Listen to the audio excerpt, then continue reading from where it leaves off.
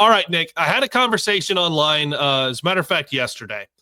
And here, let me just read this to you, and then I will just get your reaction before I go into what more of the conversation was. Based on the online directory for the Nebraska Athletic Department, there are 417 employees, 36 have athletic director in their title. Breathtaking how many salaries it takes to field a bottom-of-the-barrel Big Ten athletics program. Bottom of the barrel Big Ten program. That's talking about the athletic department as a whole. It's interesting. The context on this, I think, is obviously a bit important, because are we talking about performance on the field? Are we talking about administrative decisions? Are we talking about being in line for or at least the ability to grapple with what everything that's going on with revenue share? Because this is what I would say. I'm surprised to hear that initially. My initial reaction is, wow, that's surprising, because I like to think athletic departments, when they are able to not only successfully pivot with change, with major change, but to the point that they're actually ahead of the curve. When they've anticipated, they've already put things in place to make sure that when everything is coming down and it's the first day that it's in effect, that it is as seamless as possible, because you have done everything you need to do as an entire athletic department to make sure that everyone is transitioned the way it needs to be, so the product on the field doesn't suffer. And I've always been led to believe that's where Nebraska is as an athletic department. So that's why I would say I'm surprised. Now, as far as the day-to-day and how things are getting done, I would say I don't know enough about that to maybe be surprised, or to say, yeah, that makes sense, because when you have that big of an athletic department, and what was that number again? You said how many have athletic director in their title? 36. Wow. That's a big number. And could that mean a lot of cooks in the kitchen when it comes to your day-to-day decision-making? Or is that more normal in college athletics? I guess I would have to maybe look around, especially to your own conference peers in the Big Ten. Is that more normal? I will say this. Yeah, my initial reaction, that surprises me. So and I think the conversation on where we were, a lot of that comes from results on the field. And yes, we've seen what football has looked like for at least the last decade, especially since joining the Big Ten. Yeah.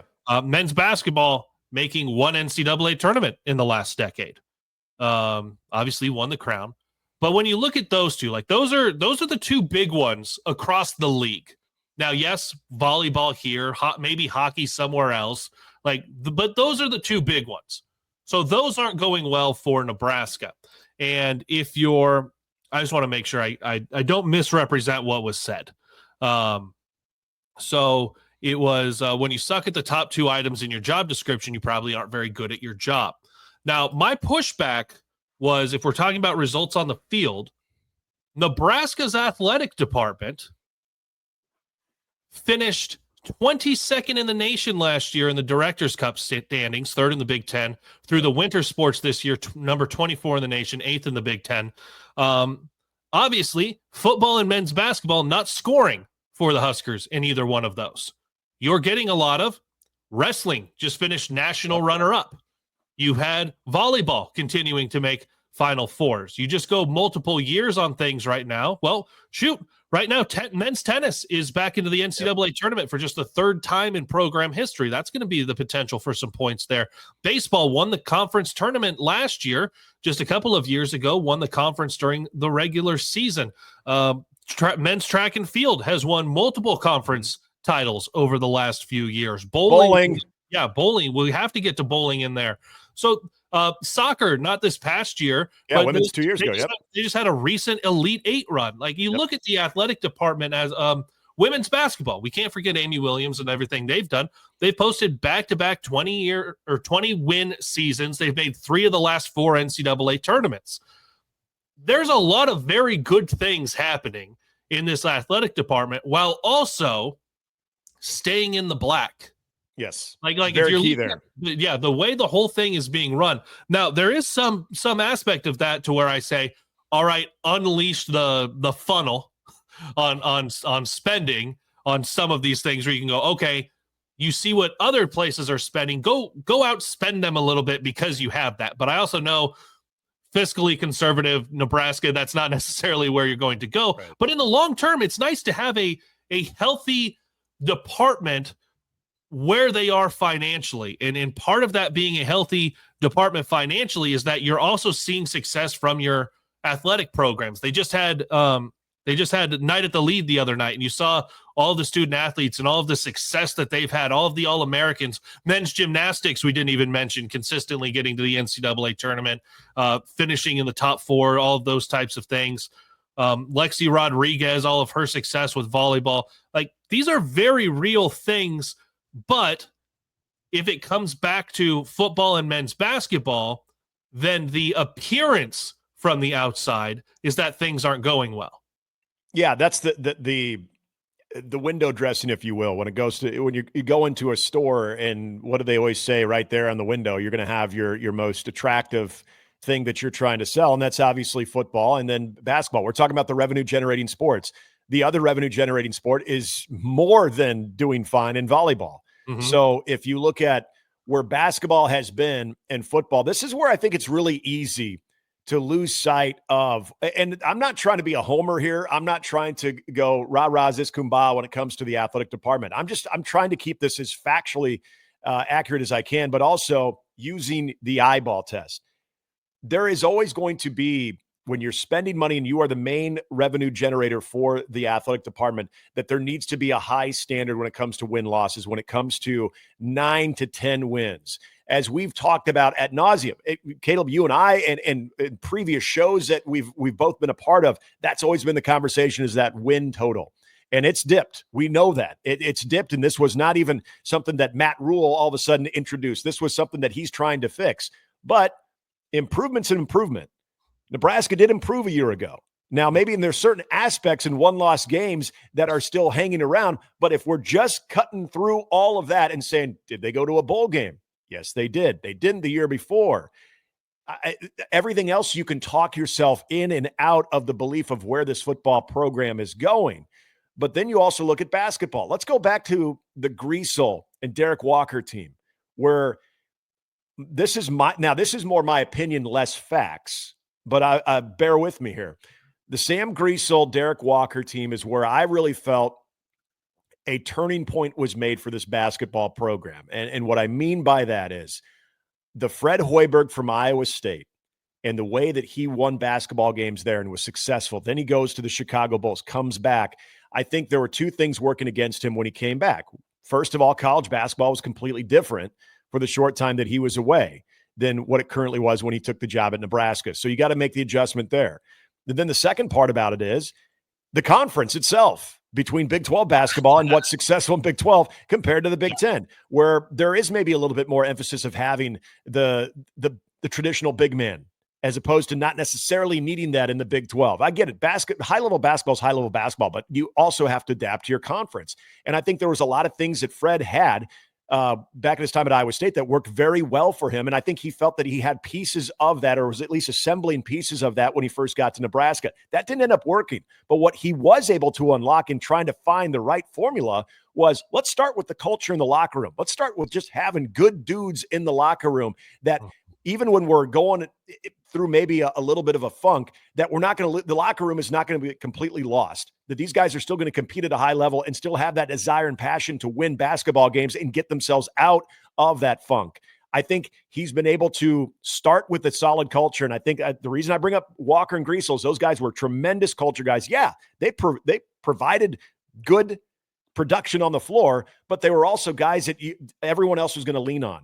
So what I think he established from that standpoint on is a much more trustworthy team. And I know that sounds trustworthy. This is a team that should have made the Big Ten tournament. It was talking about the NCAA tournament. Well, yeah, and that did happen, and you can't ignore that. But as far as my confidence level that they're in a much better place because of the overall cohesiveness that they have and the fact that they actually have a team and there is chemistry there, even when they bring in new bodies, I feel a lot more confident about that. And by that, I feel a lot more confident that last year is going to be more the anomaly when it comes to a team that is solid guys. They can all play their role, but they all like each other. They all have that desire to win. And as soon as things start getting a little choppy in the water, they don't go running. This is a team that wants to embrace that. It's a culture, I should say, that wants to embrace that. So I feel like basketball is on the upswing once Fred was able to find that. So I look at football and basketball on the move. Are they where they need to be right now? No. But do I feel like they're ascending as opposed to descending? I do believe that. I believe they are starting to ascend.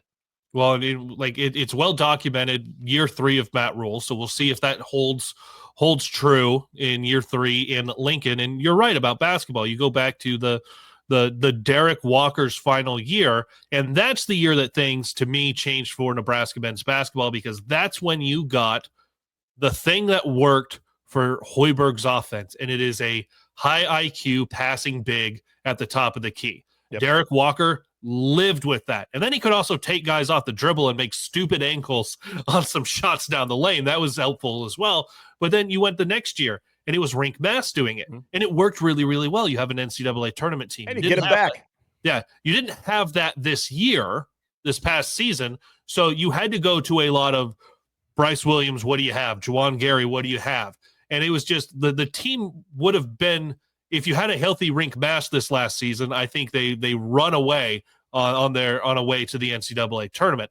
We'll see what that looks like this next season when you get Rink Mass back and how all of that goes. But I think both of those, like you said, on the upswing.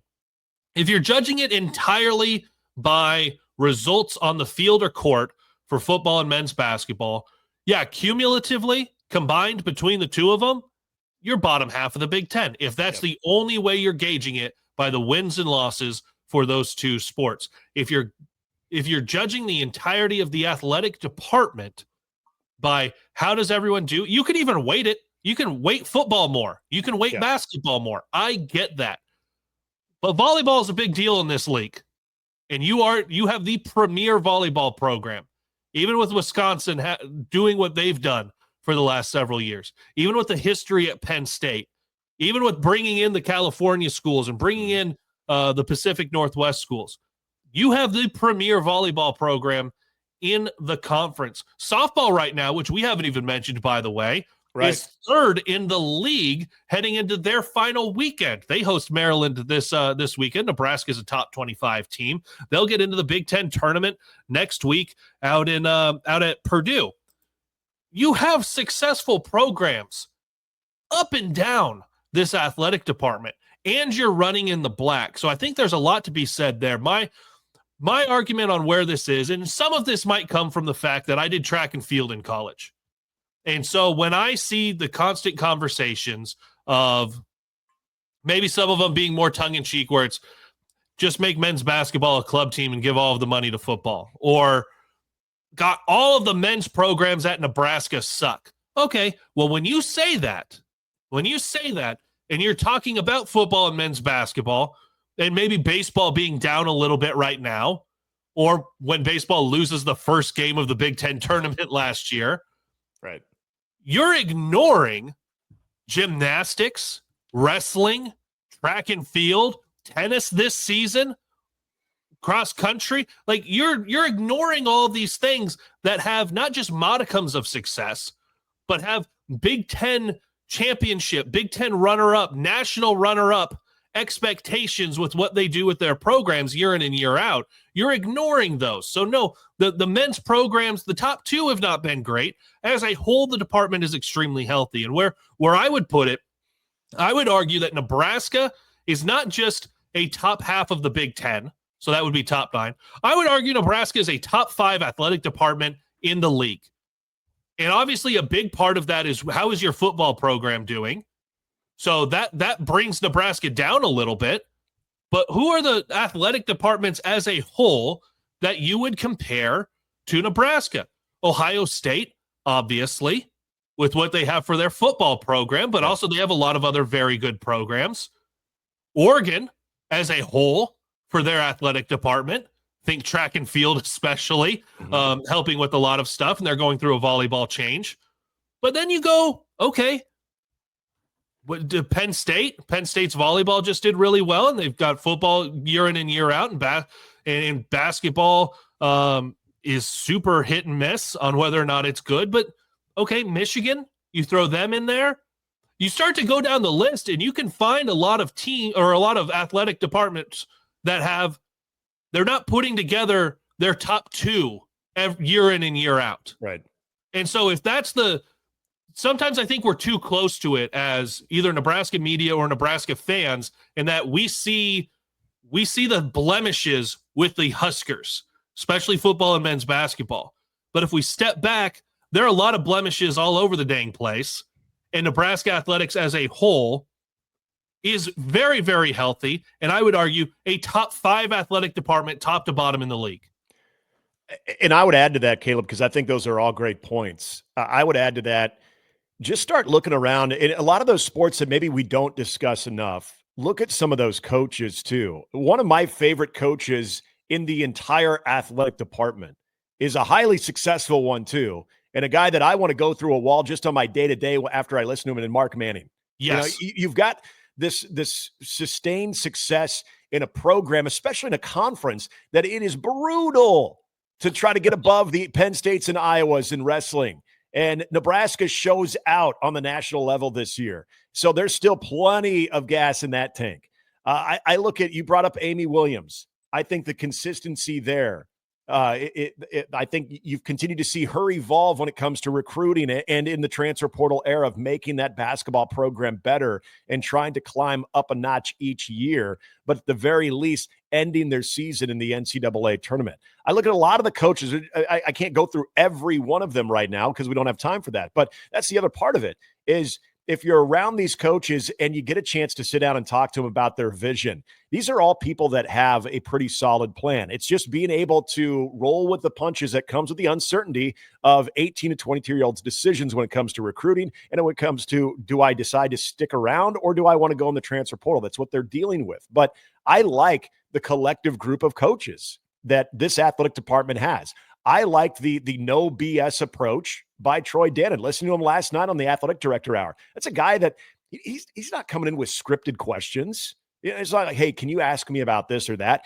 He's a guy that's like, all right, whatever you got for me, let's let it rip. Hey, whatever you got for me, let it rip. And he actually does say something. So I feel like that's another element to this. And I'll speak on baseball as well, because I feel like I get into this conversation, this debate, or however you want to call it, every year when Nebraska's not playing well. Is, I understand, compared to football, Nebraska's pinnacle for the baseball program happened more recent than football, and that is getting to the College World Series as opposed to playing in a national championship. 2005 was their most recent College World Series. But if you look at this program, going all the way back to when Darren Erstad took over and then to Will Bolt, this team is in the NCAA tournament more times than they're not. This team is above 500 more times than they're not. 2022 was not a good year for Nebraska. They were still above 500.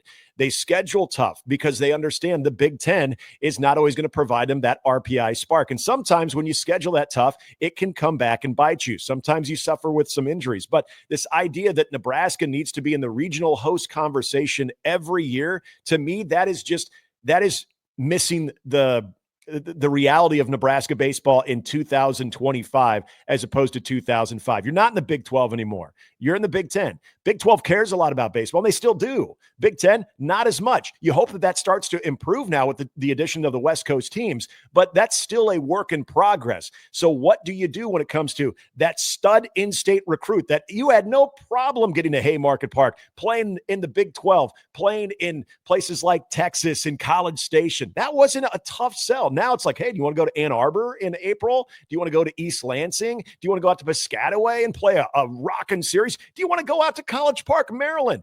And we may or may not be able to get a team from this conference into even a super regional. Okay, so there are challenges there, but that's why you got the coaching staff that you have to be creative of how you still sell those guys on this. And you're also dealing now with the ACC, the SEC, NIL part of it, where it's tough to compete with those teams. But yet you still do get the majority of those in-state players to your baseball program. There are new challenges for this program. And despite all of it, they might have one rocky year, but for the most part, they're in the NCAA tournament, they're in that conversation, and they're putting themselves right there in the mix of the Big Ten. I get it. This year is a little bit, let's just face it, it's not what we expected it to be, but there's still some time for them to get going. But even if they don't make the NCAA tournament, say that they go 2-Q in the Big Ten tournament, this is still a team that a year ago won a Big Ten tournament title. So that recency bias that we have sometimes and thinking about, well, they were in the College World Series in 2005, so they need to be back at that level. That's just not the consistent reality with this baseball program or any team in the Big Ten right now. There are a couple of steps that any team in the Big Ten is going to have to hit before College World Series is a consistent thing. And I think when you're looking at, you want to be in the regionals, obviously, as best you can every year. But if you can get 3 out of every 4 years, that's like being out of the Big Ten conference. And if you have a bad non-con, that's probably where you're at. And if you can be in the hosting conversation 1 out of every 5, 1 out of every 6 years, I think that's a realistic expectation, I believe. Agreed. I absolutely agree with that.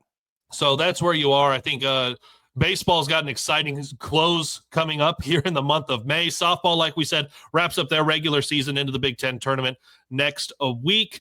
I think that's all the notes we've got on that. Thank you for entertaining my conversation on where Nebraska Athletic Department is based off of a conversation yesterday.